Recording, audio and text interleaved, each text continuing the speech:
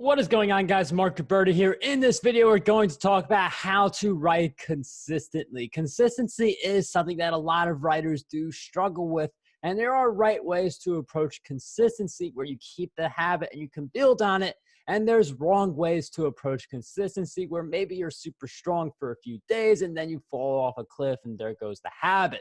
So if you guys do want to learn how to become successful through books, through creating content, definitely make sure you subscribe to this channel. We talk about this very often. But going back to consistent writing, the first step is to get clear on when you will be writing. Some people like to do once a day. Other people like to write one day of the week and they batch. I think anything that is less frequent than once a week, it doesn't really invite the habit building process that turns something into a consistent action you could perform over and over again. So weekly is the very minimum, just picking one day a week to create new content. So when it comes to setting that time of day, you want to be very clear about when you are at your peak in productivity. We all have a certain time of day where we are the most productive, and we all have a time of day when we are not as productive. Some people are super productive at the start of the day. This can be a great time for you to write if that is you. If you are more productive towards the end of the day, then delegate more time there to write the content that you need to write. So you don't want to fight your body in a sense. You want to dance with the rhythms of it so that you are writing during your peak hours. And maybe when you are a little less productive at different points of the day, that's when maybe you shift to lower priority tasks such as responding to emails. And responding to emails, lower priority stuff like that, I do not recommend starting your day with low priority stuff because then you end up doing low priority stuff for the most of the day.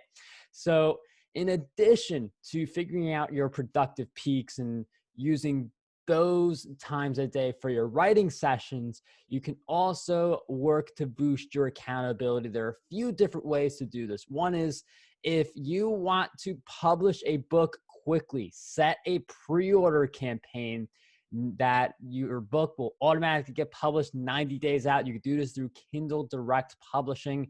And the incentive is, well, if you do not get the book published within 90 days, you don't finish the book, you don't submit it, you don't go all that process, not only do you lose all the sales that you made through the pre-order campaign, but you also can't do another pre-order campaign for a whole year. So there have been some instances where I will set the book for pre-order before I have actually finished writing it. And then I have less than 90 days to go from book idea to finished book. This is obviously a lot more pressure, like a approaching deadline for a big piece of work, but using those types of hard deadlines will make it easier for you to write the content. If you don't have that motivation, if you don't have that big why for creating content, then why are you going to create content in the first place? You could also get that big why by thinking about what type of life do you want for yourself and where does writing fit into that puzzle. There are writers who make full-time incomes from just writing articles every day. And that can be you, but you have to have that motivation in mind when maybe days getting a little long and you still got to finish that article or you got to add a few more words to your book. Now, naturally, we'd all want to be addressing our writing sessions during peak productivity hours, but it doesn't always work that way. Surprises happen, and you don't want something like that to derail you because then that's where you could get the crash and burn, where you have one day that you decide you're going to make writing your habit and it's a completely empty day on your schedule and you just write and write and write, but then you don't have any plans for how do I continue to do this a week out, a month out, a year out? What are the systems I need to have in place? What's the best time to write? And what's my backup plan in case that best time is taken up by something else? So one of the things that's worked really well for me, it's been critical for me to produce the type of content I've produced, is to increase my accountability. For my podcast and virtual summits, the only way that I create that content is through interviewing people. I have been doing some solo Saturdays on the Breakthrough Success podcast recently, which I think you guys should definitely check out. But the overwhelming majority of these episodes are done with people. So if I don't feel like recording a video, I could just push it off to tomorrow. It's not a great strategy to push things off and never get to them, but theoretically, like, yes, I could push a video off to the next day because it's just me. But when it comes to an interview, the other person has committed to be on the other side of the mic. And for me to keep pushing off podcast interviews, it's not a good relationship between me and the guest. I do feel bad anytime I miss an interview, and it is having that person on the other side that it gives me a reason to continue to produce the podcast episodes.